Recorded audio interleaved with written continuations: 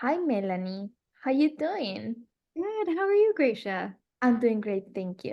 So, we're gonna record this conversation, and it's gonna be a short interview. I'm gonna ask you a couple questions, and then we're gonna publish this on my website. And I would truly hope so if you can share this on your LinkedIn. I'll share this on my LinkedIn Of course. because it's gonna be really productive, and it's going to be a great learning opportunity for many marketers as myself who are just finishing their MSM. So Absolutely. I wanted to ask you, how Mhm. do you perceive the role of traditional marketing methods evolving in this increasing digital landscape? That's a great question. It has changed even from when I started marketing years ago.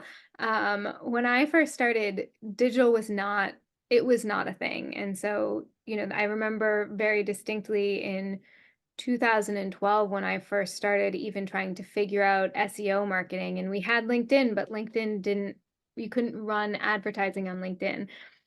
It just continues to change and evolve, it feels like, with every year, but I think really the way it changes is really industry specific, and so I say that because, we're in the tech industry where I feel like you do tend to see much larger strokes of technology change where, you have Twitter or X coming into play, you have things like LinkedIn coming into play, you have things like now podcasts, YouTube videos, YouTube ads, all of those things are starting to come into play with us and make a difference in how we have to think about our marketing mix versus other industries, more traditional industries like, say, manufacturing, where a lot of this probably doesn't matter because those buyers aren't going out to these sources yet. Definitely. Do you think there are like any specific strategies that are more effective in sort of like decreasing this huge gap that there is between industries and between digital and traditional marketing? I think the gap between them is almost less of a gap and more of a perception. So I think a lot of the way I think of this, and I always use this example, is think about your average buying process. So you're going to go out and buy a car as a person. You Mhm. don't just walk into the dealership and say, "Hey, I want to buy a car from you." You do your research online first. And I think that's how traditional marketing and digital marketing actually work conjointly together. So, you know, think about event marketing. That's probably the most traditional form of marketing we have still Mhm. left in our stack. If you go to an event, um, most people don't just stumble into your booth. Ahead of time, they see who's going to be at the event. They go out and they research those vendors before they come in that traditional way. And that's kind of how those two play together. Is there's this idea of how do you get them out there researching you, finding you on LinkedIn, finding you on Google, watching your ads or your podcasts before they then come in through the traditional. So I don't feel like it's necessarily, well, I guess it is actually really bridging the gap, is how you marry the two together so that they work in conjunction to drive your prospects down funnel. Definitely. And I also think that it's as much as it is about like digital marketing and traditional marketing and the bridge between them, it's also about the team and how Right. you make sure that your team works properly. So I wanted to ask you, in your experience, what key factors contribute to the success of such marketing team in today's market? Yeah, I think really what contributed to the success of the team is your ability to work together. And anyone can debate, do you have to be shoulder to shoulder sitting in the office together, or can you be over Zoom? I personally feel like you can be over Zoom and build a strong team who can still work together. Particularly if we want to talk digital, take out advertising and how you marketing. Just think about our digital world in general. We now have Slack, we have email, we have text messages. I feel like on some of my most successful teams, our conversations flow between 3 to 4 mediums, and we will pick up our conversation sometimes via text, sometimes via Slack, sometimes via email, sometimes via Zoom. But it's just that ability for all of us to work together and know what everyone else is working on, and then that drives your overall success. No, definitely, definitely. Now that you mentioned success as well, and the team, and the different mediums that we're in, how do you think that you can balance sort of like the data-driven insights that you might get from your team with that intuition and that creativity and sort of like your gut in the decision-making process for a campaign, a strategy, an event?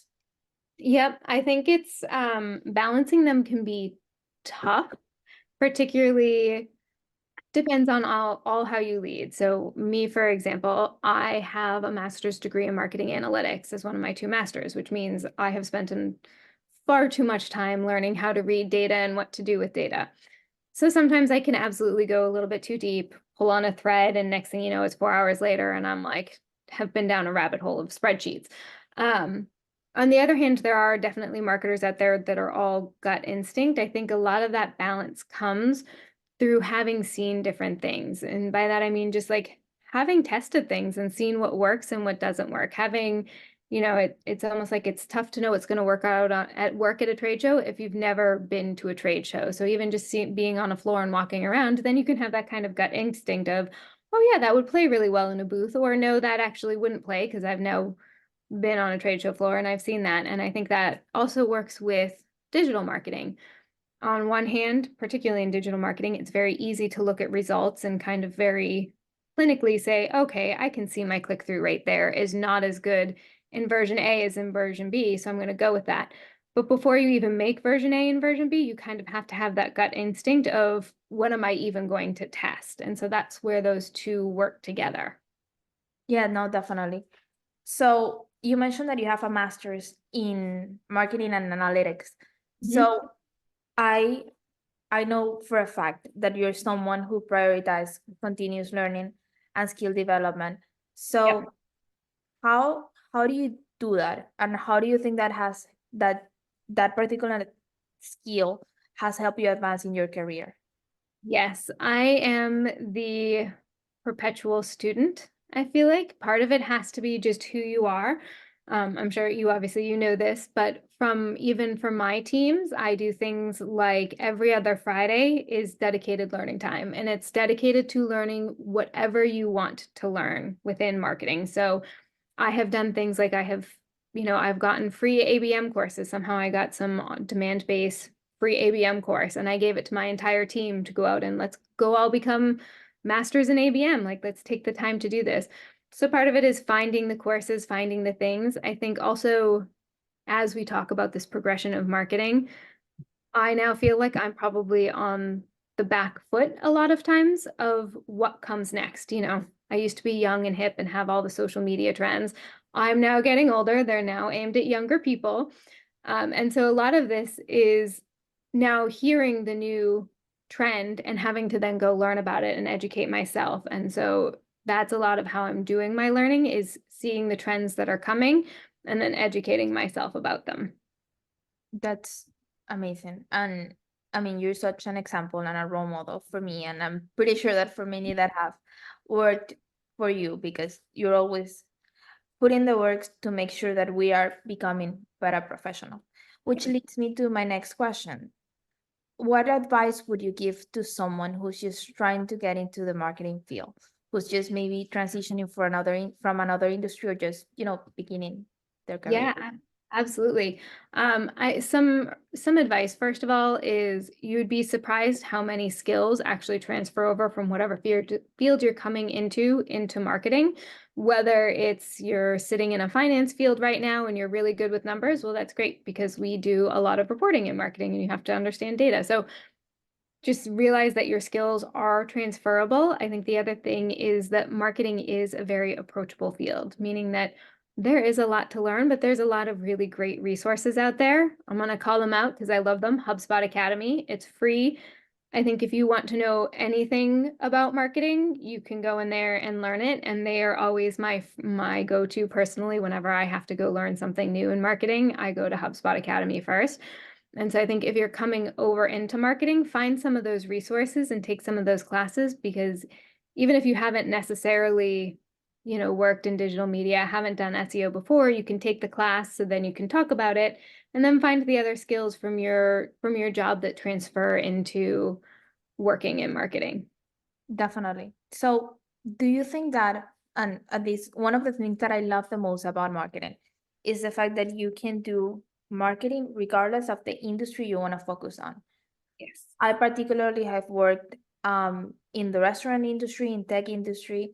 I have worked for beauty brands as well. And at the end, I'm doing the same thing, just, focusing it different. So what are there any specific industries or areas that you believe that can offer a more promising opportunity for these newcomers? Yes, I think probably the two best industries for that would be biopharma and technology. And those are kind of for two reasons. I think honestly, neither one of those industries is going away, right? We're not going to lose, particularly in the US, we're not going to lose our biopharma. We're always going to have these large pharmacy companies out there. Um, we're always going to be hiring. They're always at the forefront of technology. But it is a very different way of marketing because you are marketing to consumers or kind of doctors to consumers versus, technology. I think technology is the other industry that is going to continue to explode and expand and offer the most opportunities, partially because God, just look at where we are now compared to where we were with technology 10 years ago or 15 years ago. I mean, technology is just continuing to grow, whether you want to sell technology to other companies or you want to sell technology to consumers. I think the opportunities are endless. And now with AI and machine learning coming out, it's Mhm. opening up even more doors and more opportunities. So, in your view, what emerging trends beside those or emerging technologies do you believe that will have like the biggest impact in the future of marketing and the way we do things?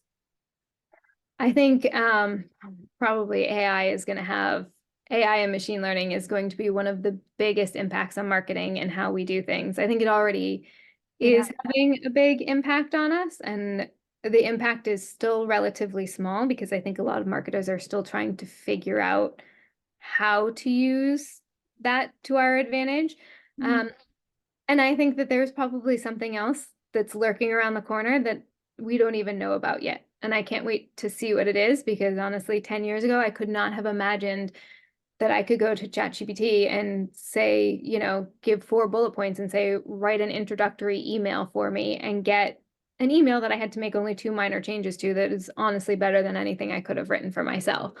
So I think there's something else lurking. I just can't even begin to fathom where we're going next with technology.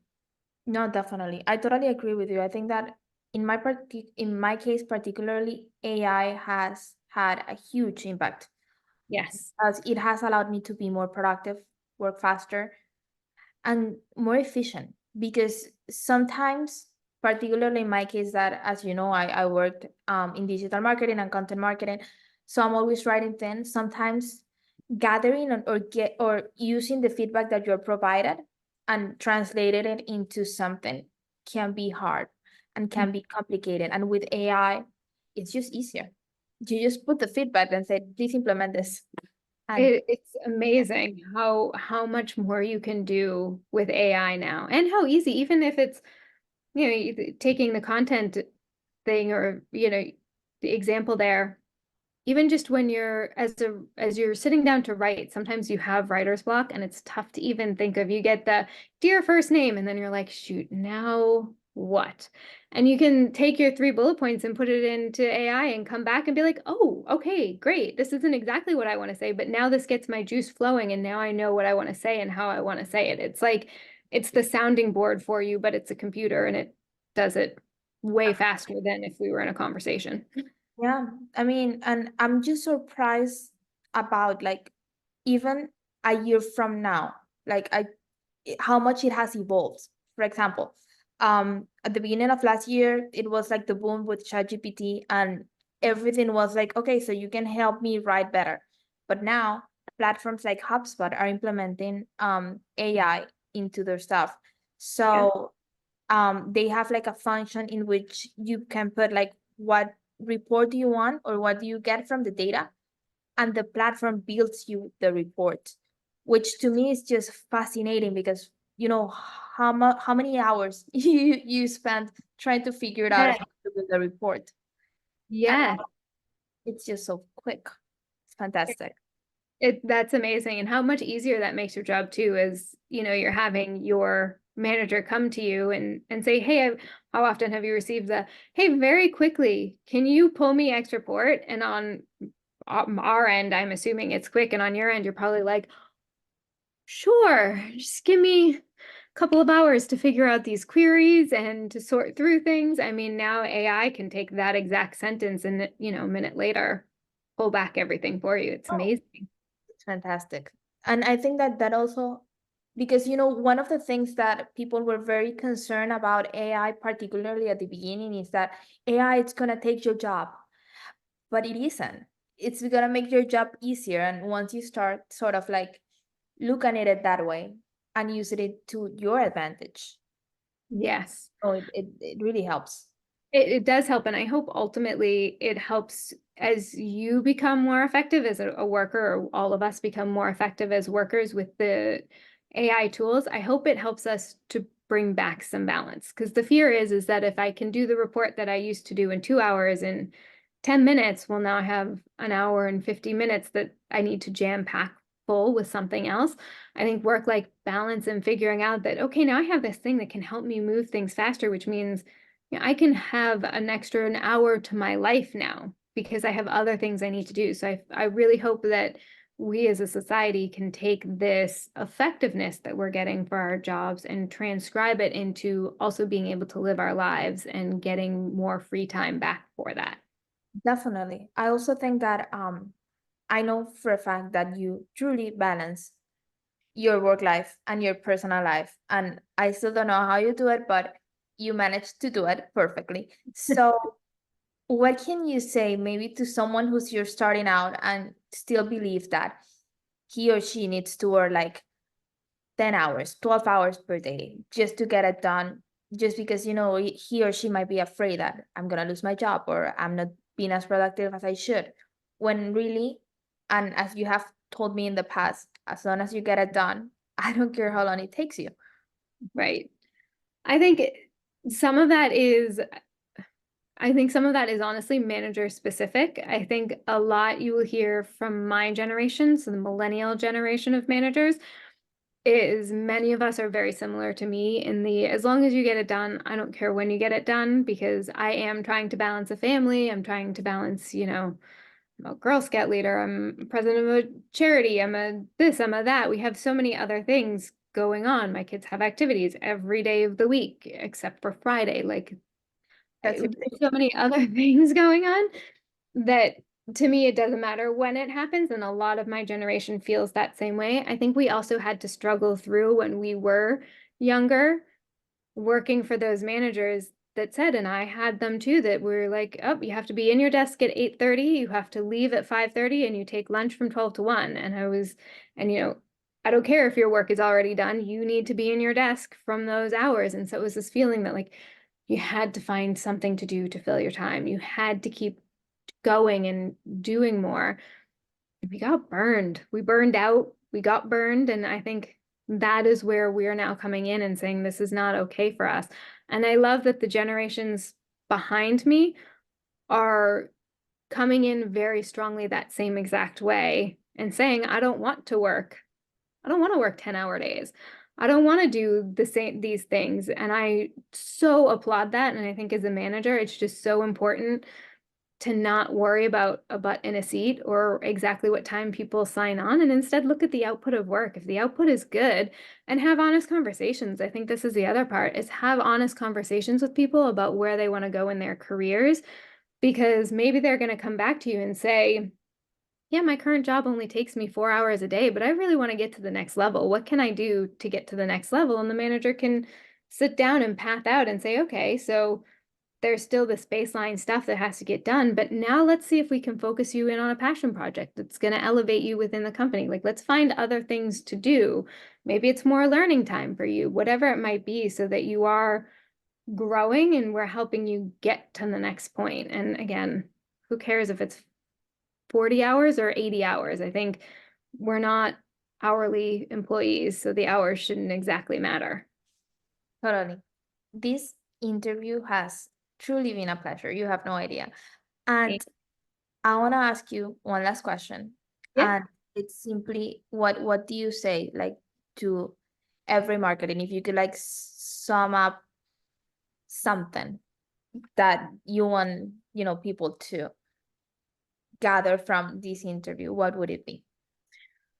I think if I were to sum this up and give, I would say, advice to everyone in marketing, whether you are starting out, whether you're focused on digital, traditional, whatever it is, my advice is learn to make the mix work for you. So learn to figure out that journey and exactly what I was talking about earlier, how digital plays with traditional so that you are not too focused in one area or the other. And I think as soon as you can do that and figure that mix out, you will be successful.